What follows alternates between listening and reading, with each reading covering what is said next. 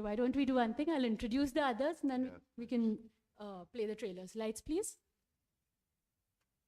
So we have from the film Mighty Afrin in the Time of Flood, Angelos Rallis, who is also the director of the film. Angelos Rallis started his career in TV and theatre in Greece before moving to Sweden and UK to complete his graduate and postgraduate studies in film, anthropology and photography. In 2006, he became an elected member of the International Federation of Journalists. His early work in video and photography was published in newspapers such as Ethnos and The Guardian and has been used by press agencies and NGOs around the world. So this film is actually a Bangla film, although directed by a Greek director. So that is something that I found really interesting about the film. The film is about in the disappearing islands along Brahmaputra River, often Afrin faces the ravages of floods in a coming-of-age tale.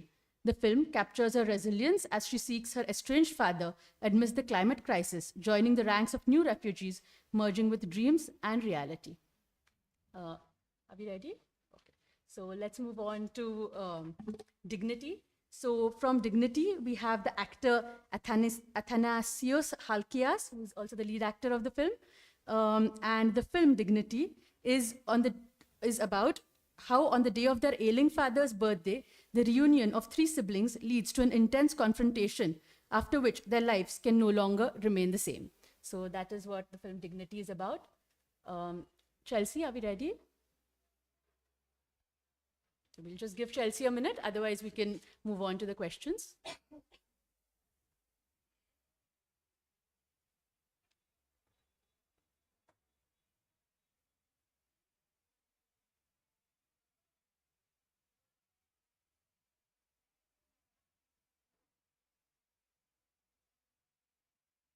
So Chelsea, just pause. Chelsea, this is?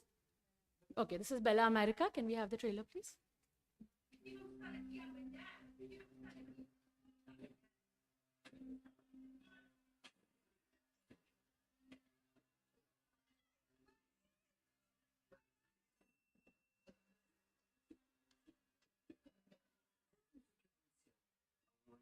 Temos uma carta para sairmos. E querem fazer um hotel. Querem fazer um hotel.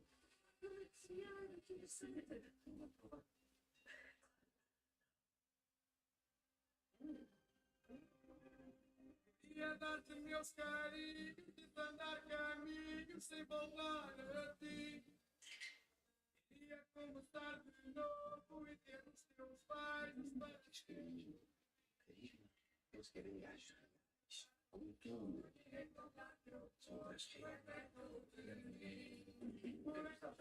Sei que faz parte do sistema, já custa de uma galera que tem cada vez menos dinheiro.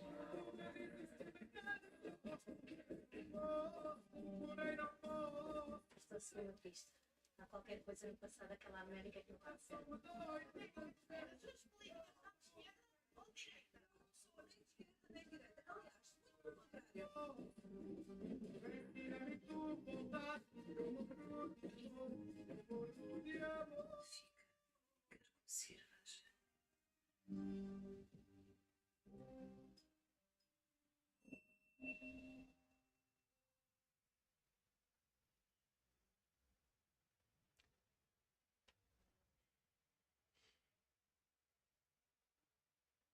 So, lights, please.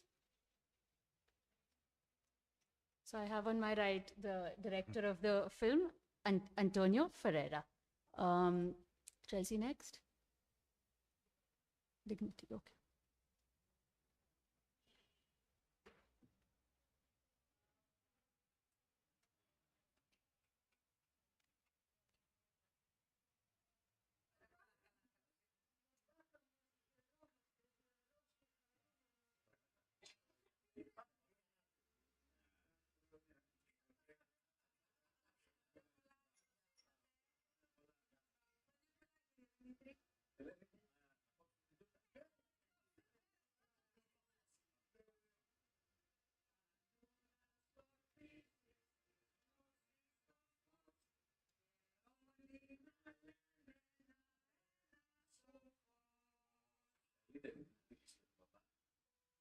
Αυτά που συζητήσαμε και που όλα έχουν τα μειονεκτήματά του.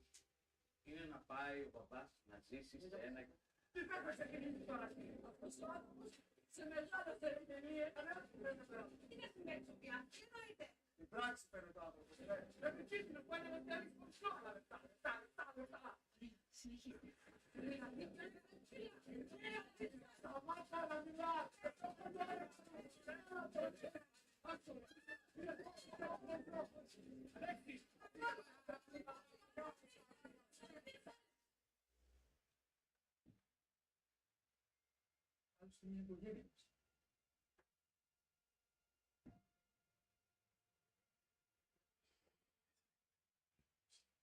So that was Dignity.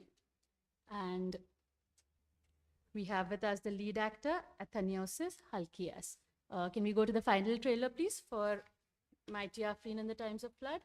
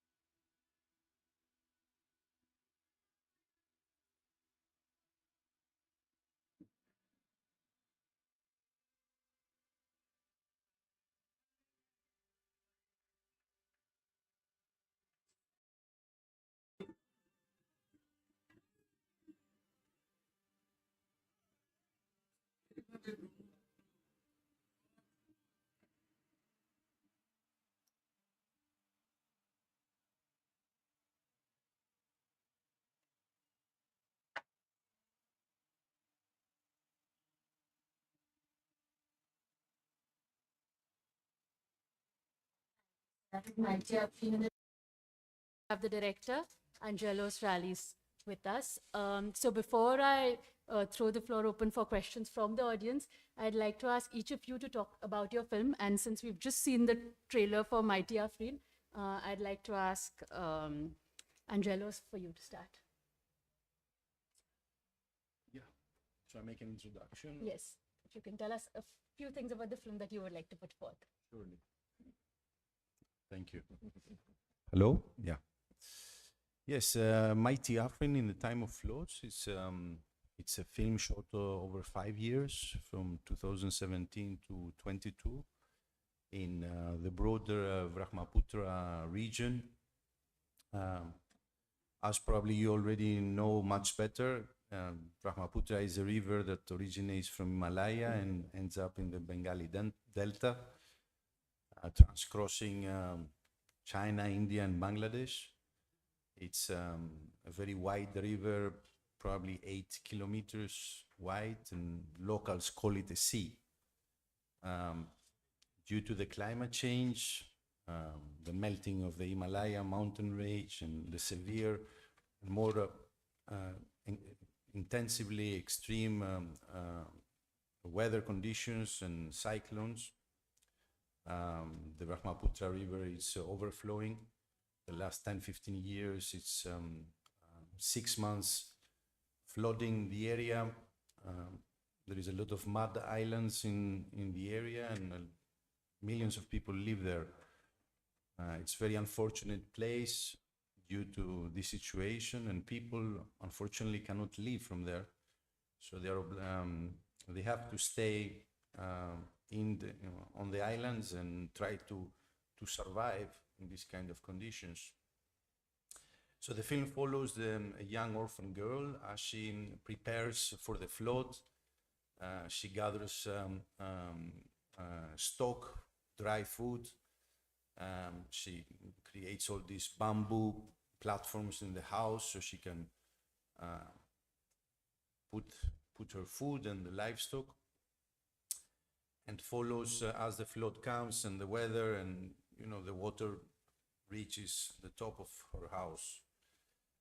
Mighty Afrin represents a whole generation of people who suffer the consequences of climate change and eventually get displaced into a city because staying in these areas is not possible anymore.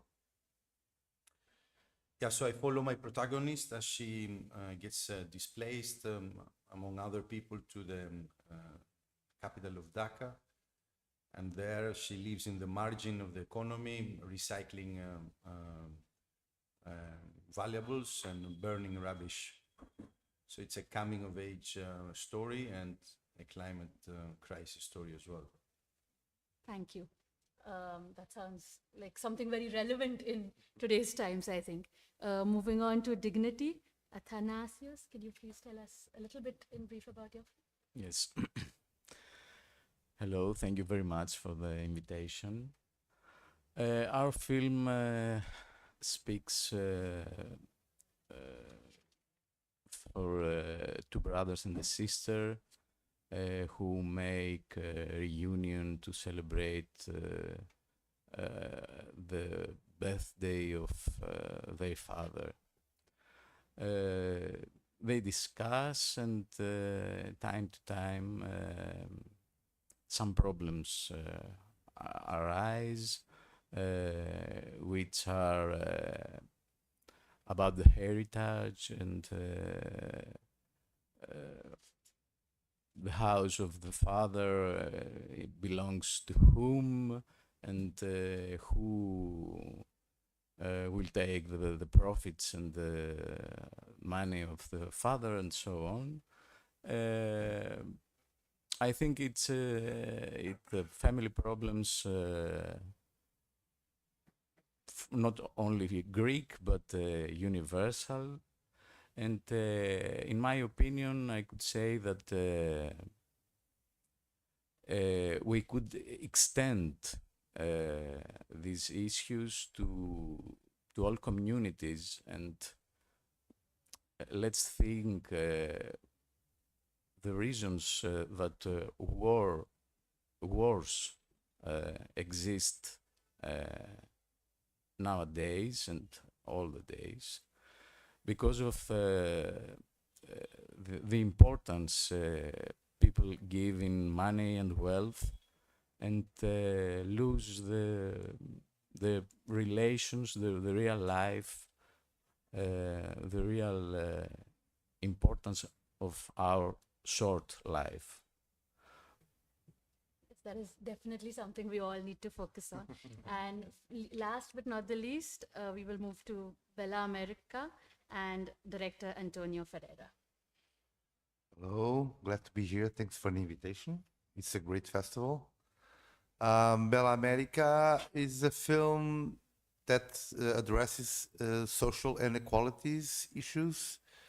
It's a story about Lucas, a poor guy that lives in a real poor neighborhood of a city. The film starts with him and his blind mother being evicted from the house because their building has been sold to build an hotel to tourists. So for that reason, he received the visit of America, which is a real beautiful woman, a former TV presenter that now, because she's really famous, she decides to run for presidency and become the president of the Republic. So she decides to visit this poor family to show how much she cares about poor people. And in this moment, Lucas, our protagonist, gets to know America. And he becomes fascinated by this beautiful woman, and he decides to use his biggest talent, which is to cook, to try to conquer her. So While she's on the streets campaigning for the presidency, he sneaks into her house secretly, cooks for her, and prepares great meals that he leaves on her table, hides himself, and waits she coming home and observes from the distance this woman tasting his wonderful meals. So this very rich and pretty woman starts falling in love with this mysterious guy that cooks for her every night but never reveals himself, without knowing that he's just another regular, poor, ugly guy from the suburbs. So this is the setup of the story, how two completely different worlds that usually never connects, because the upper class people never look really down to the working class people. And my idea is to make these two worlds come together and see how they react, and if there's any chance that they really somehow become together. Then you have to watch the film to know. I'm sure that we wanting to watch it. And I think it's interesting to see how the crux of all these three films has issues that are universal across different countries and different societies. I will now open the floor to questions and take questions from the audience. I would like to start myself by asking you, Angelos, about your film. So the film is in Bangla. So climate change is a problem that is faced across the world, also in your home country. What is it that made you want to base the film in the subcontinent? Yes, I think if you want to do a film about climate change, the subcontinent, it's really the first place to check, because it is an area, several countries, of course, India, Bangladesh, Sri Lanka, Pakistan, Nepal, or China. It's severely affected. It's some of the biggest mountains around here. So it's not a secret that we all see images from March to October in all over the world about a flood in Kerala, in Kolkata, Assam, and I was particularly attracted to the way that people react to all this flooding that lasts for several months. It's up, the water goes up and down all the time. And after visiting the area, I realized that there is a remarkable resilience and adaptation quality. So when a flood happens in my country, everyone in Greece, everybody leaves. Because, it will take some aid or, some help. Of course, some people could die, but usually people leave. But across the Brahmaputra, nobody leaves. People remain and adapt to living in the water, no? So I was particularly interested in this ethnographic element of the place. And I wanted to film all this process before the flood, preparing for the flood, during and after. That's really interesting. Yes. Like you said, you shot over a period of 5 years, the movie. So I just wanted to know, what were the real challenges in shooting in Bangladesh and these areas vis-a-vis Greece or other parts of the world? Yes, it was a very complicated process, because I have a background in photography and as well anthropology and ethnography. So I knew that in order to film all this process, I need to experience myself. So I came with my equipment and located in one of the mud islands. And it was not an easy process, because as probably you know very well, there is no electricity. To get to the shore is very far with these wooden boats. It takes maybe 2 hours. So it's not really the place you want to be. So there was no hotel, there was no, sort of help. Also, it was very difficult to bring people with me to shoot because nobody was attracted in this kind of log line and storyline. No? So yeah, it was a process of staying with local people and relying on local people because there is no information that the flood is coming, that the weather is changing. There is just some radio, but usually everybody knows too late when the water is up or when the cyclone has struck already. So yeah, it was a dangerous process, and also it was dangerous because during the flood, it's not only the people that try to find the refuge, but also the animals. So there are snakes. There are, it is dangerous. I've seen a lot of snakes around me, and but it was important to stay with my character and try to film her continuously without interfering. The film is very visual because I stay on her, shooting maybe 10, 15 hours a day. It was very difficult to shoot in this way without electricity, so I had to have 30 batteries and send them 4 or 5 hours away every 2 days to charge. And as well, it was a challenge to explain to the community there what I'm doing, because most of these people have never seen a foreigner, and probably they haven't even seen someone from Dhaka or Delhi going there. So it was difficult to make them understand what is my purpose, and it was an ongoing process where I have to wear my lungi and walk barefoot like them in order to create this kind of confidentiality and trust. And of course, working with an orphan and a minor, it was another challenge.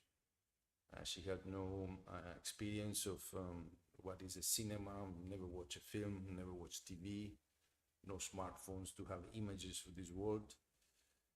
So it was kind of a tribal experience for me. And I would say it's a lifetime experience, so I'm very happy, besides the film that's going very well, to have experienced that at first place. Next question. Hello, as you say, it's in a climatic change film.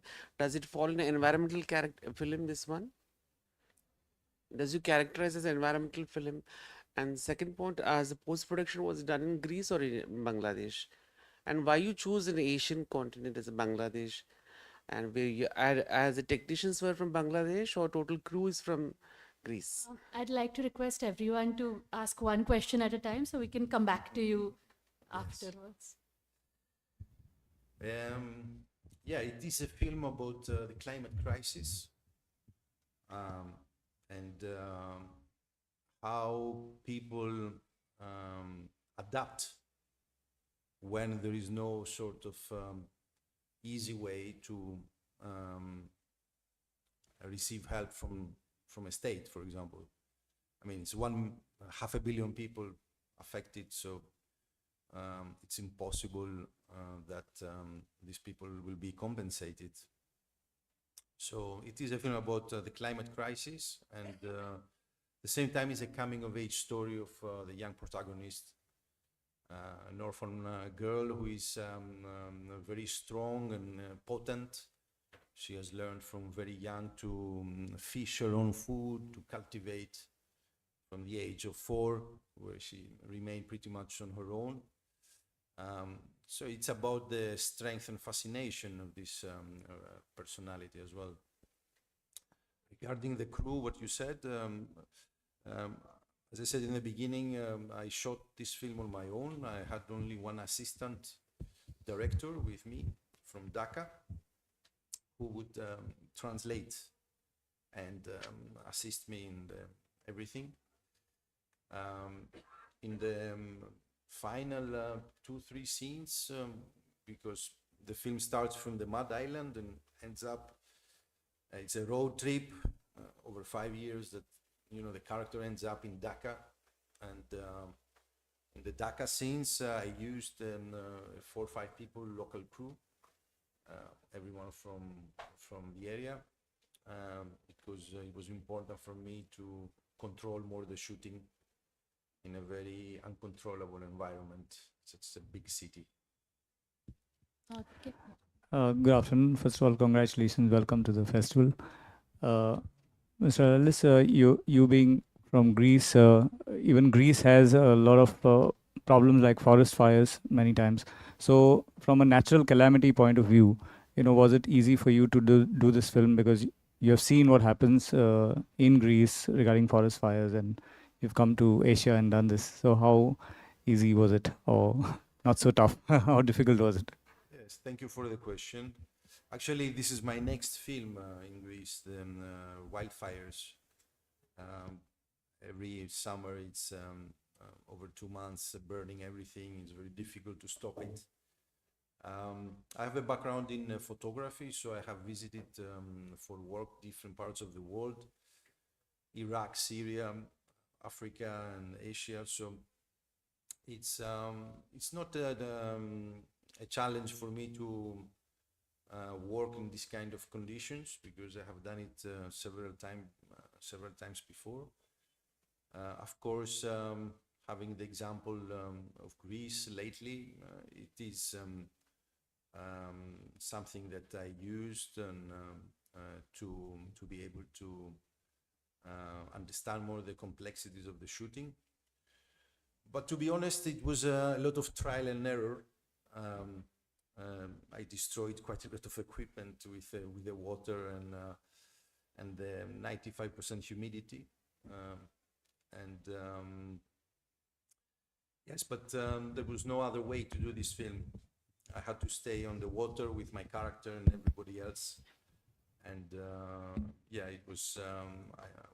I like to film from this sort of ground level, as opposed to from a boat or from a more dry situation. But yeah, it was a difficult. Technically, it was very difficult to get it right. Hi, sir. Good morning. I'm here. So, Oh, yes. so here, right here in front of sorry. you. Hi, Angeles. So you being from Greece, and when it comes to the casting of this movie, casting a 12-year-old girl and making her work in the sets of this, I've seen a lot of films which is related to floods and all that. So how was it an experience for you to work with somebody who is 12-year-old inside a set, making them act at that scenarios, creating that flood experience as a whole? Maybe somebody who's new there would feel a fear to get in the water, right? So how did you get across all this and give that confidence to the cast of yours to do it for you? That's my question. Yes, it was an ongoing process that took a lot of time to get it done. People in the beginning were cautious and thought that I'm coming with a lot of money to help, or so it was a process of talking with the elders in the community initially, and explaining the purpose of my presence there. Regarding Afrin, it was not easy at all to explain to her the process of the film. As I said, she's never experienced watching a film before, or a TV, or the kind of world outside her region. Initially, she didn't even want to. I was taking a little bit of video of her, and she didn't want to watch it. She thought she doesn't want to watch herself, or it's very strange. So it was not easy at all. It was very difficult, but the process of staying there and not going and coming, like to a hotel, for example, it was the decisive and crucial moment that allowed me to enter in the life of the people and stay there. So how did you gain the confidence of the little girl? Yes, it was through a lot of conversation about my purpose and her situation. And of course, the film is a cooperative film, and the social footprint of the film was very important. So we made a deal that after the film is complete, I will try to help her. Besides giving some money, that it's not something that will help so much over a long period of time. So we agreed that I asked her what she wants to do, and she wanted to go to school and to have a shelter where she could stay. So I found very good NGO and that provides all the support for children like Afrin, and she's there today and learning English, playing cricket, and she's a lot of prospect. Of course, it's far away from being anything perfect, but it's a good start for her, and I'm very proud of her. I'm going to jump in here and field a question to Antonio. So, Antonio, through the two protagonists, you were trying to portray the inequality in the society. That is what comes through your film. So, what is it that inspired you to deal with this issue? Is it the condition in your country, or is it anything in specific that inspired you to take up this? Yes, I think it's we are seeing inequality rising as times go by. Especially calls my attention because societies somehow are getting richer, but inequality is raising at the same time. So it was supposed to be the other way around. As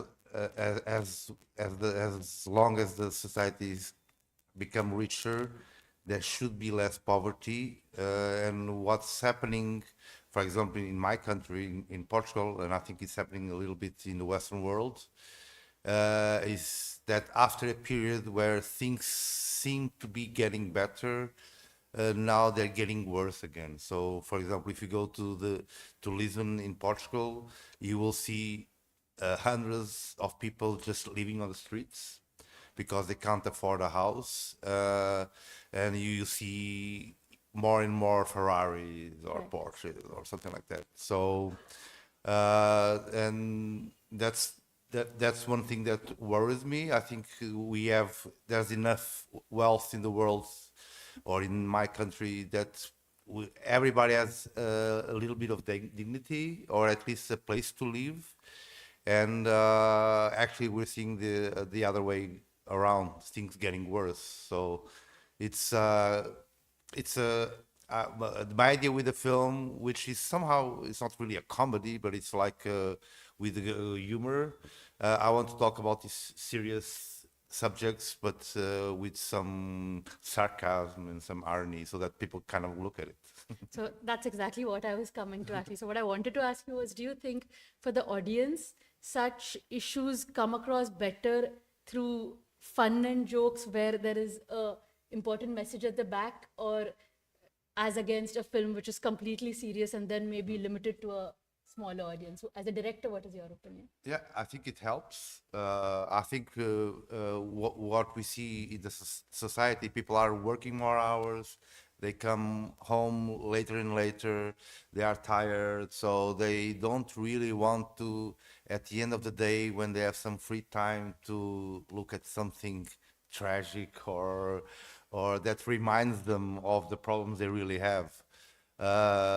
So I think it's one way that maybe we can draw attention to these kind of subjects that need to be discussed and need to be addressed, is to approach him in another angle somehow. So, and I also like, I think I'm a guy with humor, and I like funny stuff. So I try to combine both of them. Yes, we have a question there. My question is to Mr. Antonio Ferreira. You just spoke and you touched about, very important topics of food, popularism, and as well as the humor aspect which you've brought into it. Now, these are topics which could be sensitive as well. So, as a director, how do you know to draw the line between where comedy becomes no, it's not funny anymore and it's something very serious, because as you said, it is a serious issue which is plaguing Portugal in your country right now. It's an issue which is plaguing the world as well. So as a director, you've brought in humor to it that would probably get a lot of attention. But where do you draw the line between humor and it becoming a little too serious? Well, in the end, I mean, the main line for the film is like drama. It's a serious film, so the things we're seeing, they are for real. They make sense. They're not out of this world or anything. And the humor comes many times from the situation that it becomes a bit strange. I don't know. For example, the protagonist is really a poor guy and is cooking for these beautiful women in a really rich house, fancy house, but he doesn't have the money to buy the things to cook. So he hunts a cat, he hunts a pigeon. So he serves this kind of stuff to these beautiful women. So, for example, for me, that's funny. I don't know how people react, but for example, in yesterday's projection, when he cooked the pigeon, everybody was laughing. So it's more this kind of humor coming from the situation that it's a bit absurd, but everything that is happening is serious somehow. But then they make some absurd things that make you react. But it's more this very subtle humor. We have a question from there. My question is about many movies talk about two different worlds, be it class, caste, or any two different worlds for that matter, be it Titanic, be it many Indian classics. So, this story, in a way, is very, very unique and I must say, very unusually unique. Wherein this guy secretively cooks for her and she mysteriously falls in love with the guy. So, where did you derive this thought from? I was really impressed with this thought. Where did I get the idea? Yes. Yeah, I mean, the first purpose was to talk about these two different persons that never interacts, or at least usually the working class just serves the upper class, and the upper class doesn't really look you in the eyes, so you're just there. You could be someone. So and then we had I wrote it together with a friend. With the second film we write together, and he's the funny guy. I'm the drama guy, and he's the funny guy. So we really interact really good together. And we had this idea of using culinary, the cooking, as a way of seduction. And yeah, and then the story kind of started unfolding, always having in mind this central idea: two people from two different worlds that usually would never come together, and they just do because the guy hides himself. He doesn't really show himself to the woman. That's why she allows him in, because maybe she thinks he's just a famous chef or something that is in love with her because she's pretty, and sneaks into her house. And that's probably the reason why she allows this guy in until the moment she finds out who he is. Thank you. Athanasius, I wanted to ask you that this film is basically about a family. So, what was the process of getting into these roles? Because I'm sure creating that kind of a tension or that kind of a bonding between the cast, what was the director's process of, or what was the brief given to you as actors? What was your process of getting into the roles? Um, we have the chance to make a lot of rehearsals, and I could say theatrical rehearsals for 3 months. So we have the time to search the characters and to build the relations between them. Um, That's was necessary from the way the director shoot the film. Um, he shoot 8 minutes without interruption, without stop, from different angles. Okay. And afterwards, they have a lot of job, of course, in the editing, and trying to destroy the theatrical form. He shoot the reactions of the actors, and not the faces who spoke. That's the process of filming. I hope I answered. You did. You did. Can I ask a question? For sure, please. Did you shoot chronologically the story? Yes, yes. Every day was an 8 minutes time period, all the day shooting. And On the story's chronology, so from beginning to end. the same 8 minutes part too many times, and the other day the second. Okay. That, yes, but we have the chronological line. Also, what I understand is that the issues in the family are probably metaphors for bigger issues that we face as a society or in the world. Can you tell us a little more about that? Yes, in our story, the children forget the relations between them and between them and their father, because they care more for the money, for the father's money and for the father's house. And that's, I think, that's the cause that all the world fighting each other.